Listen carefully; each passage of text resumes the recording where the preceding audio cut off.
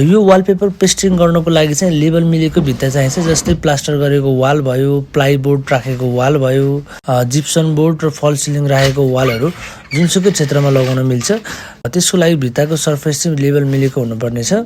यो वालपेपरको साइजको कुरा गर्दाखेरि चाहिँ 10 मिटर लम्बाइ र आधी मिटर चौडाइमा पाउनुहुन्छ। त्यो भनेको 57 स्क्वायर फिट भयो एउटा नर्मल वालपेपर।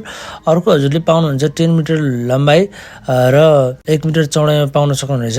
अब यसको प्राइसको कुरा गर्दाखेरि चाहिँ हामीसँग वालपेपर हजुरले स्टार्टिङ प्राइस 1000 देखि पाउन सक्नुहुनेछ भने यसको हाईएस्ट प्राइस चाहिँ 9000 सम्म पर्छ। यसको क्वालिटी क्वान्टिटी अनुसार प्राइसमा डिपेन्ड हुने भयो।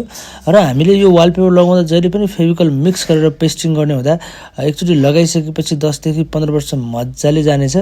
त्यसको लागि चाहिँ हजुरको वालबाट सिपेज आउनु भएन र हजुरले धारिलो वस्तु फर्निचर जस्तो कुराहरू ठोकाएर च्यात्नु भएन। र वालपेपरमा विशेष फाइदा भनेको काम गर्न एकदमै फास्ट एन्ड फ्युरियस हुनेछ र हजुरको कलर अप्सन र